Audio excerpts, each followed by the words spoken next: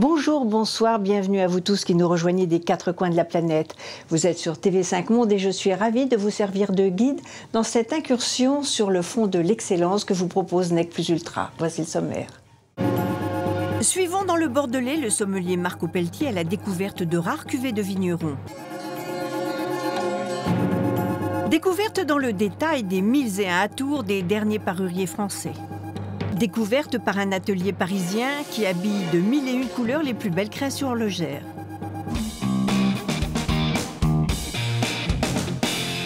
Arrêt œnologique au 114 Faubourg, le sommelier canadien Marco Pelletier fait découvrir chaque mois à un petit groupe de privilégiés un vin nouveau qu'il a amoureusement cherché et qui retient son attention. Il en profite pour nous parler du travail de la vigne en automne, une innovation sommelière qui ne pouvait nous échapper. Depuis un an déjà, dans cet écrin du luxe français qu'est l'hôtel Bristol, il est un rendez-vous discret que nombre d'œnophiles ne manqueraient sous aucun prétexte. Autour d'un menu spécial, ces fins palais, on les papille au garde à vous autour du chef sommelier maison Marco Pelletier qui présente en chair, en os et en dégustation des vignerons d'exception. L'occasion rêvée pour gagner le Bordelais et se laisser conter la jeune histoire du domaine de Galouchet, une histoire de famille et aussi celle d'une renaissance dans ce berceau viticole qu'est la région entre deux mers. L'histoire du domaine de Galouchet est courte, puisqu'elle a commencé en 2002, où Jean est revenu d'Amérique latine. Il a donc acheté cette propriété, que vous voyez, enfin la maison que vous voyez derrière. Et à la fin d'un repas... Alors que je vivais tranquillement dans cette propriété de rente bien gagnée, il m'a dit, mais tu es un vrai Parisien, là, tu vas rester devant tes pelouses, etc., alors que tu es dans le pays de la vigne et qu'il faut planter. Voilà, c'est exactement ça. Là, c'était une morne plaine avec de la prairie sans rien. Il aurait eu qu'à tondre simplement son gazon, bêtement. Oui, et on a planté des vignes. Ça se dépose, ça se soigne, ça se dépose avec délicatesse. Ouais, avec amour. Avec amour, avec respect. C'est devenu une passion, c'est devenu une folie. On savait rien, mais rien de rien. On a tout appris, mais tout appris. On a fait des erreurs. On a commencé à apprendre. Ouais. On a commencé à apprendre. Ces deux frères ont acquis en seulement quelques années tous les savoir-faire d'une tradition séculaire. On a fait 33 arts, ce qui est rien du tout par rapport à nos voisins qui ramassent 33 arts en un quart d'heure, quoi. Nous, il nous a fallu 3 jours à 10 personnes pour égrener à la main. Ces artisans de l'authentique sont les militants d'un vignoble à visage humain en osmose avec le terroir. Ils sont les garants d'un vin de caractère. L'année dernière, on a fait 1300 bouteilles, l'année précédente 1200. Là, on va en faire un peu plus quand même parce qu'on a un raisin magnifique. L'année dernière, on a un peu donné à manger à nos sols du compost. On les a travaillés, labourés. Donc je pense qu'on va faire peut-être 3000 bouteilles ou 2500 bouteilles. La folie. L'égrainage manuel, symbole d'une haute tradition réfractaire aux standards de la mécanisation. Ce qui est vraiment très intéressant par rapport à la nouvelle consommation des clients, c'est qu'on est vraiment dans une optique d'authenticité de produit. On veut vraiment que les gens veulent avoir une identité de la personne qui fait le vin, donc on veut vraiment rester sur des domaines à taille humaine. On veut avoir l'impression qu'on côtoie le vigneron, qu'on a vraiment pratiquement l'histoire en face de nous quand on déguste la bouteille. Le talent de Marco Pelletier, c'est aussi dénicher quelques crus d'exception là où on ne les attend pas. Tel ce Côte de Castillon, un véritable gemme à l'éclat rubis, vibrant à l'unisson d'un parcours humain d'exception. Je suis originaire du nord de la France, donc j'ai plutôt élevé dans la bière. Et j'ai eu une jeunesse un peu compliquée, des études pas très brillantes, jusqu'à me retrouver sur le marché du travail, tourneur-fraiseur en 3/8 dans une centrale nucléaire. Et j'ai vite compris que c'était pas ma vie. Donc un jour j'ai décidé de changer de vie et je suis parti faire les vendanges. Ça a commencé comme ça. Avec son épouse, ce ch'ti a tout les séchoirs pour s'adonner à fond à sa folle passion des chais. C'était une première en France, j'ai acheté avec l'argent des autres. C'est-à-dire que quand j'ai commencé à avoir un peu de notoriété, j'ai un peu profité de ça pour envoyer une espèce de lettre de motivation dans le milieu professionnel, d'avoir un peu mon domaine pour avoir un peu un centre d'expérimentation pour moi. Et je leur ai proposé de m'aider. Alors à l'époque, ils me donnaient 5000 francs, 750 €. Et je m'engageais sur 4 ou 5 millésimes à leur rembourser leurs dettes en bouteille. Ce qui fait que j'avais des souscripteurs et pas des actionnaires. Et quand j'avais remboursé les vins, j'étais chez moi.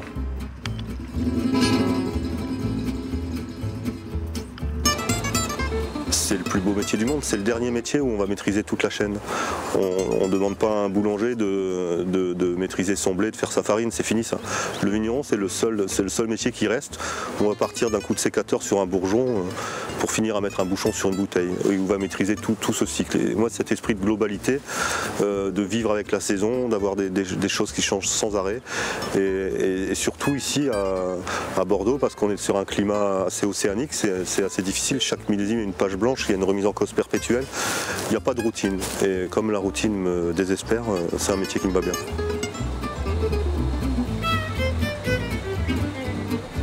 C'est surtout ce que je cherche à faire, c'est de traduire l'identité d'un lieu. La vigne, ça devient quelque chose qui doit transpirer la nature d'un sol et qui fait toute l'identité du vin. Retour au Faubourg, à Paris, pour le moment de vérité. Celui où les brigades du chef Éric Desbordes présentent en saveurs subtiles et de saison les mets qui accompagnent les 2 crus coup de cœur du sommelier Pelletier. Voilà, tout d'abord, pour vous présenter ce civet de chevreuil ce soir, donc servi avec une sauce grand veneur. Donc c'est un plat quand même relativement de saison, avec une certaine générosité, une certaine ampleur. Donc je vous présente 2 vins. Donc le domaine de l'A de chez Stéphane de Renoncourt en Côte de Castillon sur un millésime 2004, donc avec un petit peu de maturité. Ou sinon un 100% Merlot du domaine de Galouchet en vin de jardin. Donc c'est vrai qu'on est plutôt dans du jardinage que de la grande viticulture industrielle. Donc on reste vraiment sur des produits vraiment authentiques. Là, dans les 2 cas, c'est 2 domaines qui vont de 4 000 à 20 25 000 bouteilles par année. Donc ça reste relativement confidentiel. Donc on reste quand même sur des vins de niche, mais sur des vins très très haut de gamme, sur des appellations un petit peu moins connues ou hors appellation. Donc on est vraiment sur des vins de niche qui demandent qu'à être connus. Des petits vins fins, sans doute élaborés comme dans un jardin, mais traités comme des rois sur la carte du plus moelleux des palaces parisiens. Un savoir-faire de plus qui ne pouvait nous échapper plus longtemps, celui d'Edgar Amont. Cette petite société, qui aujourd'hui fait partie des entreprises du patrimoine vivant, fournit les maisons de luxe en accessoires, des boutons en passant par les bijoux fantaisie. Lanvin, Dior, Chanel, Balenciaga ne voit que par lui. Derrière cette façade Gustave Eiffel en plein Paris, il est un savoir-faire qui reste l'allié incontournable des maisons de couture et de prêt-à-porter de luxe. L'atelier Edgar Amont reste le parurier repris en l'an 2000 par Jean Bergeron. Racheter, c'est pas vraiment le mot. Repris. Repris parce que cette entreprise devait être fermée. Et l'idée, c'est d'éviter que des petits métiers comme ça se ferment. Au début du siècle dernier, l'objet du parurier, c'était l'ornementation du vêtement. Aujourd'hui, l'on dirait les accessoires. Car si dans Paris, il n'y a plus ce petit monde foisonnant qui travaille pour la haute couture dans l'urgence, et au moment des collections, parce que qu'est-ce qui se passe? Le couturier, il crée ses collections. Et puis, créant ses collections, eh bien, 15 jours avant, il s'est dit « Ah, mais il faut des accessoires ». Et s'il n'y a pas tous ces petits métiers qui sont là pour les faire, eh bien, à ce moment-là, il n'y aura plus de haute couture qui défilera à Paris. Ça ira défiler à Shanghai ou à Milan, là où les gens savent encore travailler aussi dans l'urgence. Moins bien peut-être, mais ils travailleront dans l'urgence. L'important, c'est qu'on puisse les servir au bon moment et selon leurs caprices. En son temps, Hubert de Givenchy louait la créativité de l'atelier, mais aussi le respect de ses délais de livraison. Aujourd'hui, la maison est à l'heure du commerce numérique avec sa marque. À l'atelier, bien trouvé. Je pense qu'il y a une vraie perspective de développement pour ce genre de métiers qui sont très traditionnels. On peut se dire, mais est-ce que ça va survivre à la mondialisation, etc. Et je pense qu'il y a vraiment un savoir-faire du Made in Paris, en fait, parce que c'est vraiment au cœur de Paris. On fait travailler un certain nombre d'artisans dans Paris, qui est très recherché par les maisons françaises, mais aussi à l'étranger, par des clients étrangers. Donc je pense qu'il y a, oui, il y a quelque chose qui doit durer, qui doit rester, parce que c'est le savoir-faire français, c'est la tradition française et il faut se battre pour ces métiers. Ah, il faut régler la taille. Ok, bon courage. Mais en fait, cette communauté d'artisans qui s'appelle les Grands Ateliers de France existe depuis plus de 15 ans maintenant. Et elle continue à vivre, il va y avoir d'autres expositions, alors suivant le caprice des mécènes, car autrefois on a eu la chance d'avoir un mécène en chef, si je puis dire, qui s'appelait Louis XIV, et tous ces métiers, ils existent encore. On a encore l'onde de choc, la réputation, et c'est ça. Et tout ceci me ramène à Edgar Hamon, qui est l'un des derniers fabricants, metteurs en scène, fabricants de la mayonnaise nécessaire pour fabriquer tous ces trésors que vous voyez autour de vous. Cet attachement au métier de la main, Jean Bergeron en est l'infatigable porte-étendard. Ancien président du comité Colbert pendant 5 ans, il est aussi président fondateur des grands ateliers de France et fédère les artisans de haut niveau. Le styliste vient avec ses dessins. Ensuite, il y a une discussion. C'est vraiment un échange entre lui et nous sur les contraintes techniques, sur le rendu. Donc on peut faire des prototypes à l'atelier très rapidement pour lui montrer, pour qu'il y ait donc un échange sur le rendu. Donc il y a plusieurs phases de validation et ensuite on réalise le bijou pour lui. Voilà. Et c'est selon les maisons, on travaille soit comme ça à partir de dessins, etc. Mais pour certaines autres maisons, on est capable aussi de faire le style. Donc on a des personnes qui sont issues d'écoles de stylisme et qui sont capables de dessiner et concevoir des bijoux de A à Z. Donc c'est un petit peu selon la demande du client, j'ai envie de dire. Voilà. Il faut que toutes les finitions soient impeccables. Il faut qu'il y ait vraiment un sens du détail qui soit parfait. On doit se mettre vraiment à la place des clients qui ont l'habitude du luxe et qui ont l'habitude des belles matières et des finitions très travaillées. Donc le secret, c'est ça, c'est d'avoir toujours l'œil sur ce qui pourrait ne pas convenir et d'être très critique.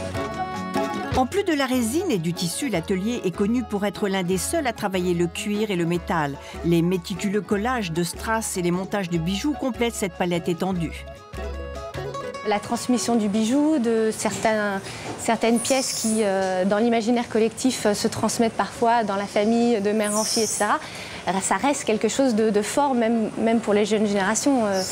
Donc un bijou, même s'il n'est pas précieux, s'il est extrêmement bien travaillé, si les matières sont belles à voir, etc., je pense que oui, la jeune génération y est sensible. Mais quel avenir pour cet atelier d'exception qui a déjà échappé de peu aux affres de la délocalisation? Eh bien, je le vois florissant, parce que il y a un retour, il y a un retour au beau, à l'exigence du beau, et il y a un retour au Made in France. D'ailleurs, Bercy ne s'y est pas trompé, qu'elle a créé les entreprises du patrimoine vivant. Elle aide ces entreprises comme la nôtre à nourrir leur création. Il y a la création, la recherche, et il y a aussi ces métiers qui sont l'invention, à notre manière. Mais quand j'ai vu, comme nous l'avons vécu, un Marc Jacob venir nous acheter en euros ce qu'il revendait en dollars, j'ai commencé à me dire qu'il y avait une vocation pour le Made in France. Et un Made in France qui fait référence dans le monde entier. Saluons ce gardien du temple dont l'engagement nous rassure quand on sait notre amour pour les broches, les bagues, les boucles, les chaînes et les sautoirs.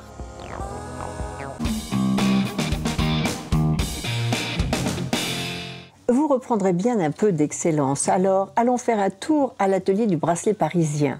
Là, ils poussent le raffinement jusqu'à proposer à leurs clients de choisir la partie de la peau dans laquelle sera réalisé leur bracelet. Ce sont ces petits détails qui font le grand sur-mesure. Des plus simples aux plus techniques, mais toujours dans ce qui se fait de mieux en matière de peausserie, les créations de l'atelier du bracelet parisien ont un seul credo, habiller sur mesure les poignets tout en rehaussant les plus jolies pièces de la tradition horlogère. En un mot, c'est l'art du bracelet montre, mais version couture. Tout commence dans les années 70, 65-70, quand mon père et ma mère sont montés à Paris pour rejoindre une entreprise familiale créée par l'oncle de ma mère, qui s'appelle toujours Camille Fournet, qui est aujourd'hui parmi les deux manufacturiers de bracelets montres les plus connus au monde, donc qui travaillent principalement pour l'horlogerie suisse. Mes parents ont travaillé dans cette entreprise pendant une quinzaine d'années, ensuite se sont mis à leur compte donc pour Création Jean-Claude Perrin, qui est donc avec Camille Fournet aujourd'hui la deuxième entreprise la plus importante dans le bracelet montre industriel de luxe. Et puis, une quinzaine d'années après, mes parents ont revendu cette société et ont décidé de travailler pour le particulier. Galucha, croco-cornet, python ou alligator figurent parmi les matières premières nobles qu'utilise la manufacture qui sait aussi habiller vos smartphones préférés. L'esprit que nous avions du produit était toujours le même esprit, même que nous avons encore à l'heure actuelle, c'est-à-dire un esprit de qualité, un esprit d'article peaufiné, où chaque détail a son importance. On n'a jamais négligé un détail au profit d'une rentabilité. Explorer bien au-delà des nuanciers et des convenances, c'est l'autre signature de l'atelier. Nous, on se spécialise aussi dans les tannages spéciaux, au sens où on arrive à faire certaines couleurs spécialement pour nous, comme ceci, donc un peu waxé, avec des rendus très particuliers, comme cela par exemple, avec une couleur à la surface et une couleur à l'entrecaille.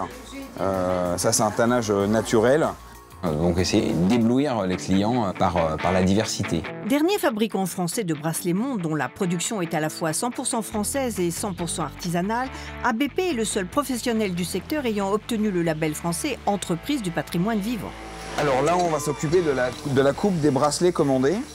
Donc il s'agit vraiment de la matière première qu'on va utiliser, qui va se retrouver sur le dessus du bracelet. Là, je coupe la doublure.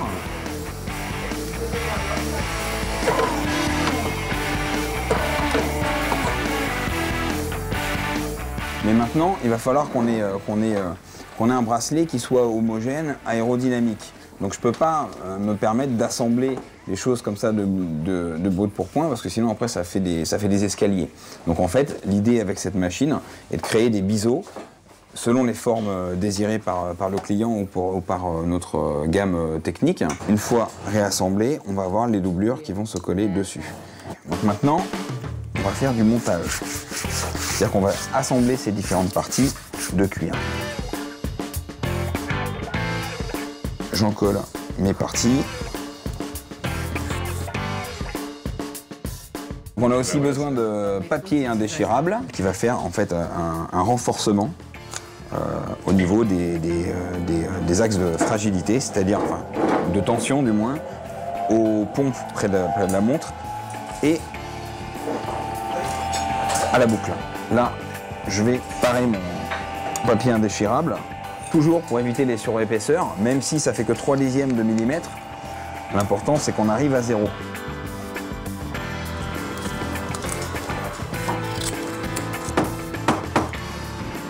Ici, on va protéger nos axes.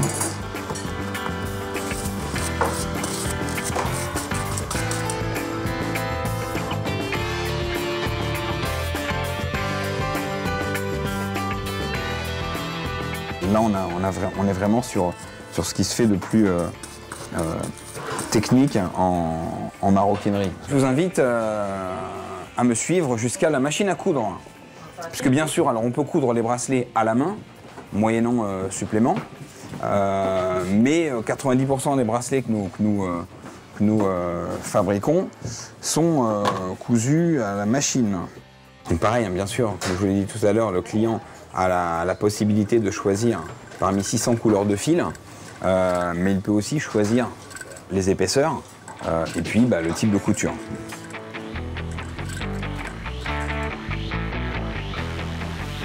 Et dans l'esprit artisanal, le premier objectif, c'est la satisfaction du client. À l'extrême, il n'y a presque pas besoin de publicité, c'est le client qui va directement et puis qui colporte la renommée. Et le bon goût rime ici avec exclusivité. L'exclusivité, aussi modeste soit-elle, c'est aussi ça le luxe. Merci de nous avoir suivis, merci au pavillon de la Reine de nous avoir accueillis. Je vous retrouve la semaine prochaine, toujours sur TV5 Monde. En attendant, voici notre coup de cœur, puisque le luxe est une histoire de cœur. Et surtout, n'oubliez pas de cultiver votre faculté à vous émerveiller. Au revoir. C'est au cœur de Saint-Germain-des-Prés que Stéphanie Dédier, la fille de l'antiquaire, a présenté sa nouvelle collection baptisée Légende de Yazoo. Fascinée dès son plus jeune âge par l'univers enchanteur des minéraux, c'est tout naturellement que la jeune créatrice a intégré en 2007 l'École nationale de gémologie avant de créer sa propre griffe, DS. Principalement inspirée des richesses de la nature, la collection se décline en bagues, boucles d'oreilles et pendentifs au dessin de motifs épurés et propose également quelques pièces pour l'homme. Des créations au raffinement intemporel qui ont séduit lors de cette présentation quelques invités triés sur le volet.